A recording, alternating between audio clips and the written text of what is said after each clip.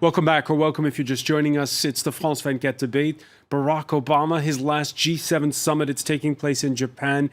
We've been talking about his upcoming trip to Hiroshima in the company of France 24's Yuka Royer. We're also with André Loza-Krug-Pietri, the founder of private equity firm A Capital, and Michael Maza of the American Enterprise Institute, who joins us from Closter, New Jersey. Welcome back to all of you.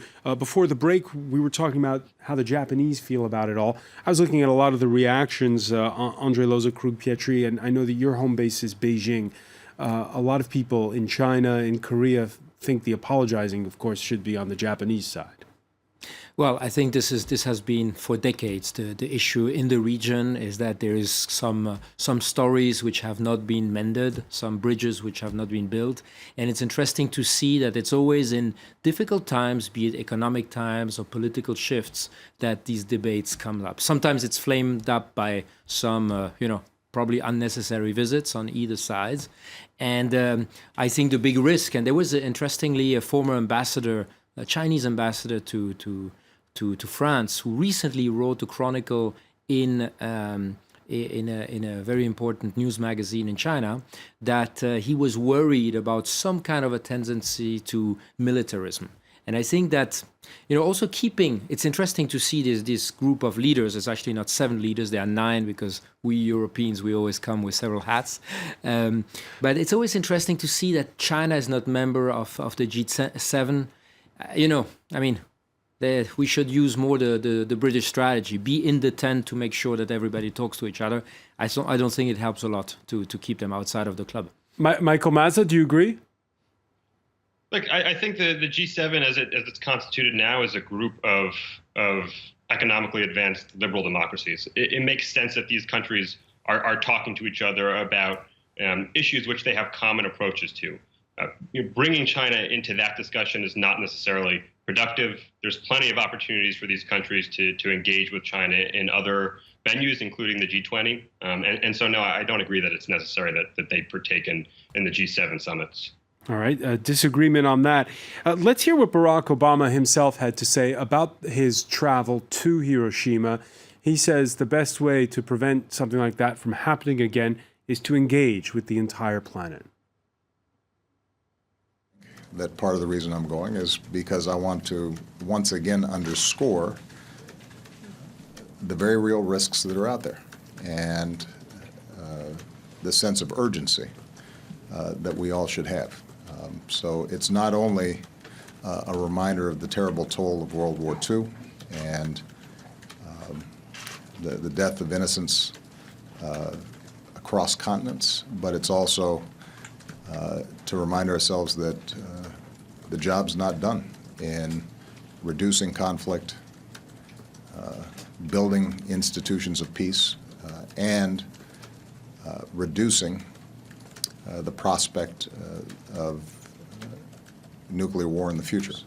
The Iran nuclear deal is a big piece of business, because without us having to fire a shot, we were able to persuade a big, sophisticated country that had a well-developed nuclear program not to develop nuclear weapons.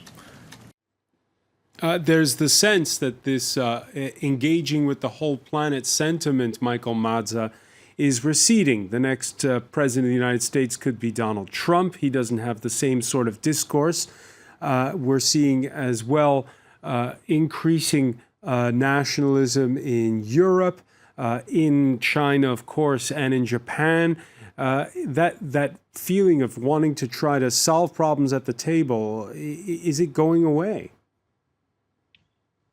It's a real concern. I know, plenty of folks here in the United States are concerned about the fact that Donald Trump looks like he's going to be the Republican nominee and has a real shot at the presidency.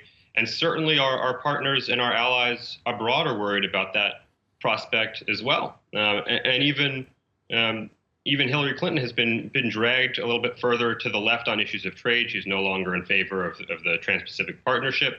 And so there is a concern, a serious concern and a risk that with this next presidential election, the United States will draw back from engaging with the wider world as it has for the past 7 decades. Less of a risk if we have a President Clinton, but a very real risk with the President Trump. And on this point, Yuka Royer, where does Japan's current prime minister stand? On the one hand, nationalist rhetoric on certain issues. On the other hand, in favor, of course, of free trade. Regarding the potential presidency of the new President Trump, he has not openly made comments about the mounting concerns among the public. Now let's get back. Everybody here in France, it's the first question they ask us is, can Trump really get elected? Is it the same in Japan? I think that they haven't actually come to grips with the fact that he is now an official Republican nominee. I think you know how everyone thought when he was running for president, everyone thought it was a big joke. I think there was still that sentiment that lingered on, and then people are just as aghast and shocked to see him rise so quickly in recent weeks. There obviously have been a lot of voices of concern for the Japan-US relations, but there have also been voices that support that are more optimistic and say, well, a President Trump might actually help in going forward in the renewed Japan-US alliance. And that alliance, is it an alliance that, well, going forward could be directed towards China? What we've seen with the rivalries over territorial disputes that we've seen between China and Japan, and also in the South China Sea. Well, obviously, China's growing threat in the region is seen as a threat and a concern by the Japanese government as much as it is by the US government. So I think President Obama in that speech used deterrence, and that he also said that we were facing very real threats. I think by that he actually didn't mean China specifically. He meant probably more about terrorist groups across the world trying to get access to nuclear weapons and so forth. But I think it will be a concern, but I don't think it would be necessarily focusing on the threat posed by China. It could be focused on the military alliance that could be used elsewhere. I think in terms of deterrence, I think that much as President Obama has been voicing, calling for a world free of nuclear weapons, and he called for it in his 2009 speech, and he got the Nobel Peace Prize for it. But since then, he also approved massive budgets for upgrading U.S. military's nuclear armament. He's spending over $350 billion to modernize the US's nuclear arsenal. So that's kind of ironic. The other irony that we might see tomorrow, and that may not be ignored by many in Japan tomorrow, is that by protocol, I think President Obama is carrying with him the famous nuclear football, which is a metallic briefcase that contains secret codes that would allow the US president to activate a nuclear weapon while he's away from the White House. And presumably he will bring that into Hiroshima, and that is it might be a minor detail, but it would be a huge irony that would probably not go down well in Japan. With the locals. Interesting point. When it comes to the rising tension with China and the U.S. being called upon more and more to have the backs of China's rivals in the region. We saw it with his recent trip to Vietnam. Obama pointedly stating that it's China that has raised the ante in the South China Sea, that they are simply in favor of ensuring freedom and free trade. And that has drawn a sharp rebuke from Beijing. China's activities in the South China Sea are totally legitimate and justifiable. China has the right and must be and is capable of protecting its legitimate rights and interests in the South China Sea from being violated again.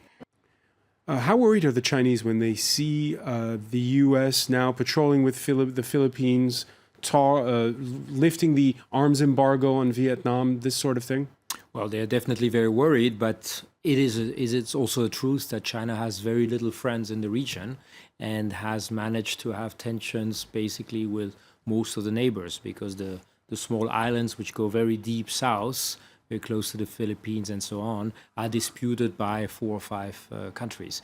And to come back to the point about the club, I disagree very strongly of saying it's best to keep China out. I mean, you could have the argument, why don't have not Brazil and why don't have India, which are big democracies, which are much larger than France or Italy or Canada's economic power. I think that it is not in the best interest to really build bridges without being naive. I mean, we should never be naive with China. It's a power which is rising, but the best way to get it in the way where basically democracies or free trade countries want to go is to keep them under the tent. This kind of meeting might only help the most extreme or a little bit more militaristic part to rise and to have a strong voice again. Michael Mazza, we've seen the signing, it hasn't been ratified yet, of this Trans-Pacific Partnership free trade deal. It excludes China. We see the U.S. still has a strong military presence both in South Korea and in Japan. Is that going to continue going forward? Do Americans want those U.S. troops to come home?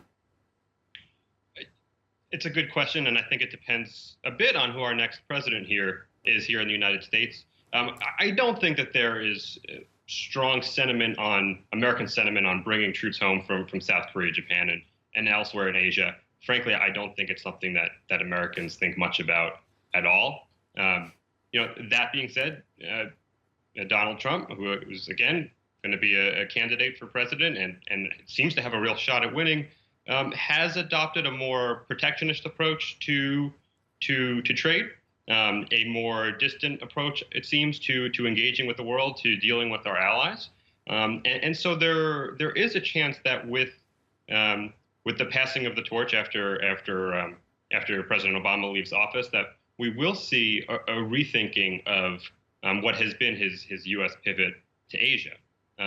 If we have a President Clinton, I think that policy is likely to continue. She was the architect of it in some ways during the first Obama administration. But if it's not Hillary Clinton, then there are real questions about where we go from here. What steps we take to reassure our allies in the region, whether we... Yeah, I was going to say, if the world becomes a more protectionist place when it comes to economics, is it going to become a more dangerous place? I think absolutely. And we saw that in the lead up to World War II. A more protectionist United States is a United States who will see its economy suffer. Other economies will suffer. There's the potential for... a trade rivalry, economic rivalry on top of sort of rivalries over the islands in the South China Sea, for example. It will only serve to complicate matters and add another issue driving the United States, China, and others apart rather than bringing them together. Let's turn to the economic side of it, and it's interesting to see the dynamic here in Europe, an aging population, the same case in Japan, which has endured not 1 but 2 lost decades now. The latest figures predict a paltry 0.5% of growth this year in Japan. Germany's chancellor speaking at the G7 summit. Yeah, there you see the 2 lost decades with that graphic there. Germany's chancellor, speaking at the G7 summit, said she feels Japan's pain. Both nations going through, again, the throes of an aging population. For Angela Merkel, that means a rethink of traditional workplace roles. Reconciling career and family plays a big role here in Japan because Japan is also experiencing a demographic change. Demographic change can only be managed, and this is valid for Germany as much as for Japan, when workers can achieve their full potential. And in this regard, the topic of women and careers is an important topic here and in Germany. We began the show, Yuko, talking about a prime minister who likes to put the accent on traditional values. And here you have Angela Merkel saying, well, you're going to have to change your ways. Well, he is, at least on the surface, in words, he's been pushing for that idea. He said that, yes, we have to move forward. We have to see women as a workforce. We have to open up more opportunities. He actually promised to increase the number of women in senior management positions drastically in the next few years, but it's not coming along. In Japan recently, for instance, there has been a lot of debate over the lack of childcare facilities for working mothers.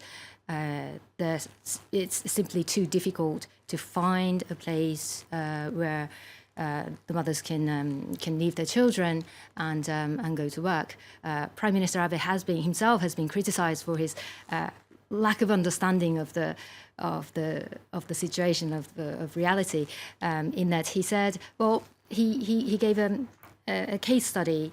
Said, well, here in the Abe family, the father gains 5,000 euros a month, and the mother, once the children are in school, she can then look for work and bring in an additional 2,000 euros a month. Now, which is totally not reflecting the reality on the ground.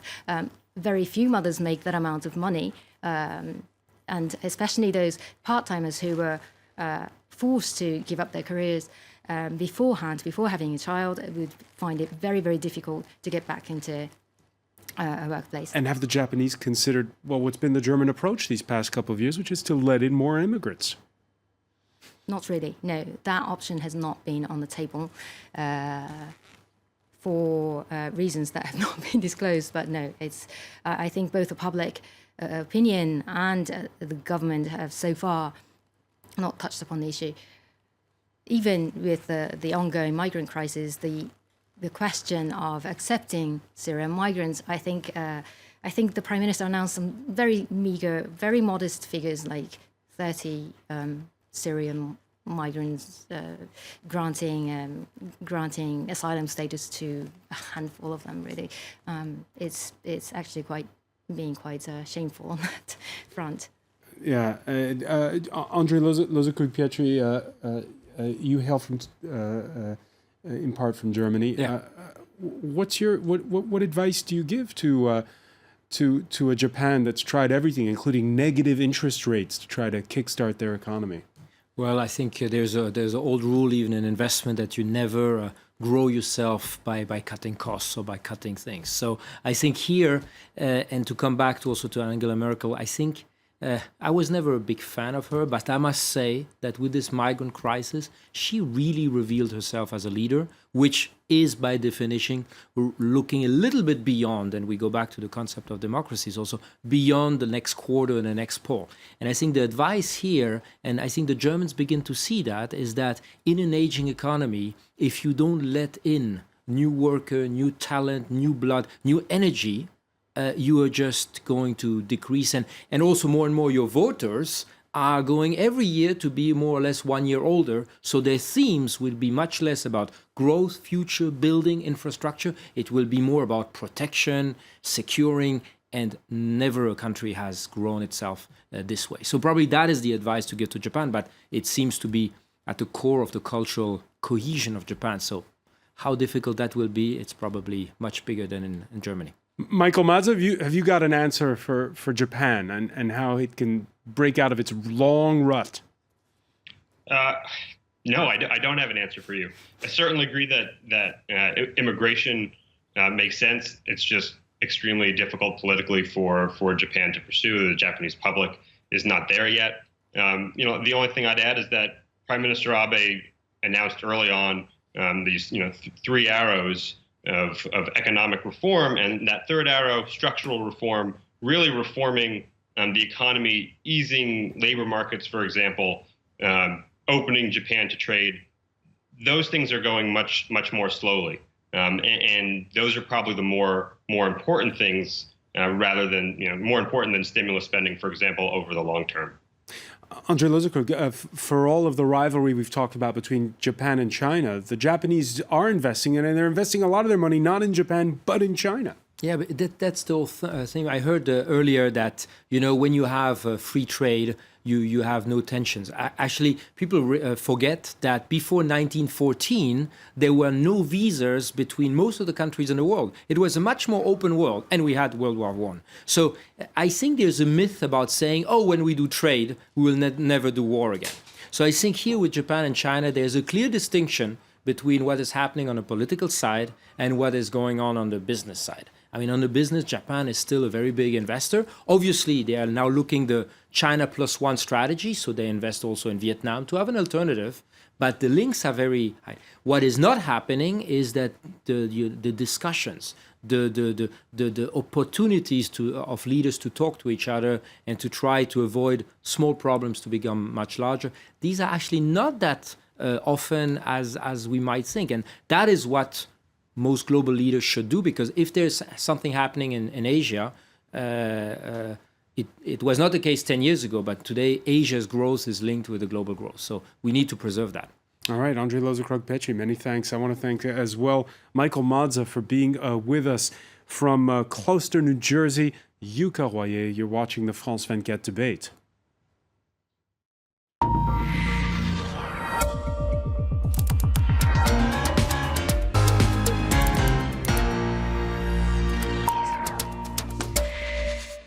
And it's time for our Media Watch segment. Let's say hello to James Creedon. Hi, François. So just taking a look at the focus on President Obama's visit to Hiroshima tomorrow. A lot of media attention on that. And of course, it's casting a spotlight again on the horror of the use of the nuclear bombs.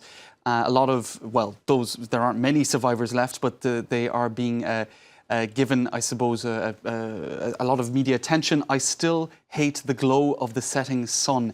This is an AFP piece that has appeared in a lot of different articles. This one in Today Online in Singapore. Ms. Emiko Okada, 79 years of age, she spoke about seeing a sudden flash of light brightening the sky. She was slammed to the ground. She said, "I didn't know what on earth had happened. There were fires everywhere. We rushed away as the blaze roared towards us." She saw people who didn't look like human beings. Their skin and flesh hung loose. I'll skip over some of the details because it's obviously very gory. And she says, "I still hate to see the glow of the setting sun," which is extraordinary to think that the setting sun would be something that would inspire memories of that horror. Another woman, Keiko Ogura, 79 years of age, said, "Shortly after the bomb exploded, it rained. It was a sticky black rain and made my clothes wet. I saw a line of seriously burnt people like silent ghosts." And of course, there are so many testimonies like that that are just deeply horrendous. People being cremated on the spot, nothing remaining but their shadows, etc. So a lot of focus on whether Obama is going to apologise on behalf of the US for those. The White House has said... Spoiler alert, he won't. That's right. The White House has said he won't. But the question is still being asked, is there a moral imperative, whatnot? Obama's Hiroshima visit can't undo the past, says this editorial in the Washington Post, but it can change the future. Of course, he has made a commitment to a world without nuclear weapons, and with the Iran deal, etc. This is, I think, a part of his legacy, pushing this point forward. Yuka Royer, I've seen several pieces saying, once again, Nagasaki gets the short end of the stick because he's going to Hiroshima, but not to Nagasaki. That's true, and Nagasaki really is the question that hangs over as well 7 decades later, in that, was it really necessary? If one could argue that bombing Hiroshima, dropping an atomic bomb the first time round, was the right thing to do to end the war, was it then necessary to repeat that 3 days later with an even more powerful bomb? Even though it left smaller casualties, it was actually 1.5 times more powerful than the first bomb. And those questions that Yuka are asking, they are being asked also in the Japan Times. Obama's Hiroshima visit reveals a progress of reconciliation, but still disagreements over history and over whether or not really it was necessary. And in this article, several people are interviewed, for example, there is a US veteran by the name of 92-year-old Jerry Yellen. I think you can guess his position on this. He, fought during the war. He said it's absurd to think of any country or any man apologizing for actions that saved the lives of millions of American soldiers. In other words, it pushed Japan to surrender the atomic bomb, ended the war. So that's the classic position in favor of using the bomb. Then there's the opinion of Toshiki Fujimori, who is the head of the Japan Confederation of A and H bomb sufferers organization. He said it's against humanity, it's a weapon for indiscriminate killing, it should never have happened. But interestingly, Mr. Fujimori says he understands the position of other people in Asia who justify the atomic bombing of Hiroshima. He doesn't mention Nagasaki, on the grounds that it helped Japan to surrender, etc. He said, I can't blame them for thinking that way. So obviously it depends on what perspective on history you have. What else do we have? An interesting adjunct, you mentioned Nagasaki. What about us, Nagasaki asks, this is an article in the New York Times, as Obama's Hiroshima trip nears. There is some speculation, though, that Obama will meet 2 survivors from Hiroshima and 2 survivors from Nagasaki in an attempt to, I suppose, have some degree of parity. Also, Korean survivors of the atomic bomb. Of the 220 people who were killed by the atomic bombs, 40 to 50,000 were actually Korean. They were sometimes forced laborers or had settled in those 2 cities when they were fleeing deprivation. It's an interesting sort of, what would you say, a side story, if you like. Those who survived and returned to South Korea after the war were then shunned, denied medical care, partly to avoid upsetting the official view that the nuclear attacks were necessary to liberate Korea, and some were banished to leper colonies. They're also looking for an apology. 40 to 50,000 of the dead, of the over 220,000 were Korean. It's, I think, a little known. There was a protest this morning, I think, in Hiroshima by a group of Koreans that were in Japan. And of course, it's a story we're going to follow all day Friday here on France 24. I want to thank you, James Creed. Thanks, François. I want to thank our panel once again. Thank you for being with us here in the France 24.